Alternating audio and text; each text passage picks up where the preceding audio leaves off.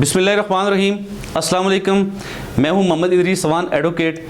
और दोस्तों, हमारा जो सालाना बजट है 2021 और 22 का वो पेश हो चुका है कौमी असम्बली में। और अगर हम उस पर बहस करें तो लंबी बात हो जाएगी, लेकिन ये कुछ चीज़ें ऐसी हैं जो कि इस बजट में फ़ायदेमंद भी साबित होंगी और कुछ पे मेरे ख्याल में काफ़ी कमी कोताहियाँ भी रह गई हैं। तो बहरहाल मैं बात करूँगा उन किसानों के हवाले से जो कि पिछले 70-72 सालों से मुल्क और कौम की खिदमत कर रहे हैं, जो कि अपनी फसलों में ज़मीन का सीना चीर के जो फसलें बो रहे हैं और उसका जो हमारे फसलें काश्त करके हमारे मुल्क को मैशियत फराहम कर रहे हैं। तो बहरहाल पिछले 70-72 सालों से उन गरीब किसानों का या उन दरमियाने किसानों का कोई पुरसान हाल नहीं है। उनसे सस्ते दामों चीज़ें उठाई जाती हैं और आगे जब मार्केट में जब कंज्यूमर के पास कोई भी चीज़ पहुंचती है तो वो अजनास, तमाम अजनास जो हैं जब कंज्यूमर ख़रीदते हैं तो बहुत ज़्यादा महंगे दाम होती है। पिछले चंद रोज़ कबल में एक मीडिया में रिपोर्ट देख रहा था कि उसमें वो एक किसान से इंटरव्यू ले रहे हैं। वो कह रहे हैं जी कि किसान जी कह रहे हैं जी कि हमसे जो माल उठाया जाता है, फ़र्ज़ किया अगर टमाटर मंडी में अगर पहुँचता है, जब कंज्यूमर के पास अगर 50 रुपये किलो है तो वो कह रहे हैं जी कि हमसे 5 रुपये किलो के हिसाब से, 4 रुपये या 10 रुपये किलो के हिसाब से उठाया जाता है। तो आगे जाके मार्केट में दरमियान के जो लोग हैं वो सारा फ़ायदा वो उठा रहे होते हैं। तो जब लास्ट पे कंज्यूमर के पास चीज़ पहुंचती है तो बहुत ज़्यादा महंगी हो जाती है।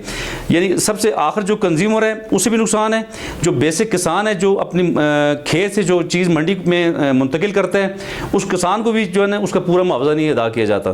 तो बहरहाल इससे वो डिस्करेज हो रहा होता है, वो फिर मज़ीद अपने आप को डेवलप नहीं कर पाता, अपनी ज़मीन में ज़्यादा खर्चा नहीं कर सकता वो। तो उसके पास इतने वसाइल नहीं होते। तो इसलिए गवर्नमेंट को चाहिए कि सबसे पहले उस गरीब किसान को कंपनसेट करें। तो बहरहाल इस बजट में जो खूबसूरत बात है वो उन गरीब किसानों के लिए, उन छोटे किसानों के लिए जो 5 लाख तक कर्जा रखा गया है, ये एक बहुत ही खुशाइंद बात है। इसे अप्रिशिएट किया जाना चाहिए और इस तरह गवर्नमेंट को मज़ीद भी उन किसानों के लिए, उन गरीबों के लिए रिलीफ फ्राहम करना चाहिए ताकि हमारी पैदावार, हमारी जो प्रोडक्शन है खेत में से वो अच्छी मार्केट में आए और हमारा मुल्क खुशहाल हो। तो वैसे हमारे वज़ीर ख़जाना साहब ने कहा है जी, वो बजट के दौरान ये कह रहे थे कि पाकिस्तान जो है जी फूड डेफिसिट मुल्क बनता जा रहा है, कि बल्कि वो कह रहे थे कि फूड डेफिसिट मुल्क बन चुका है क्योंकि हम जो अपनी फसलें पहले बाहर भेज रहे होते थे, जो एक्सपोर्ट कर रहे होते थे अपनी चीज़ें, तो वही चीज़ें हम बैरूनी ममालिक से अब ख़रीद रहे हैं, जो कि बहुत ही अलार्मिंग सिचुएशन है।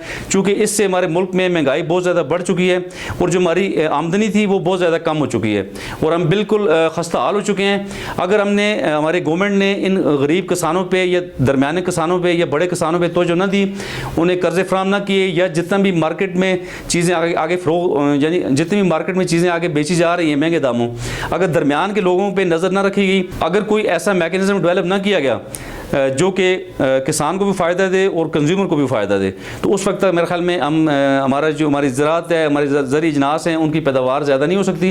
तो इसलिए हमारे गवर्नमेंट को ये सोचना होगा कि किसानों पे तवज्जो दें, हमारी ज़मीनों पे जो बंजर ज़मीनें हैं उन्हें फर्टाइल किया जाए ताकि हमारे मुल्क में पैदावार ज़्यादा हो। चूँकि जो पैदावार कम हो रही है तो इसलिए जो है ना अवाम व नास जो है महंगाई की चक्की में पिस रहे हैं। तो इस तरह अवाम को भी नुकसान है, गरीब लोगों को नुकसान है, जो दिहाड़ीदार मजदूर हैं उन्हें नुकसान है और इस तरह मुल्क की मैशियत भी नीचे जा रही है।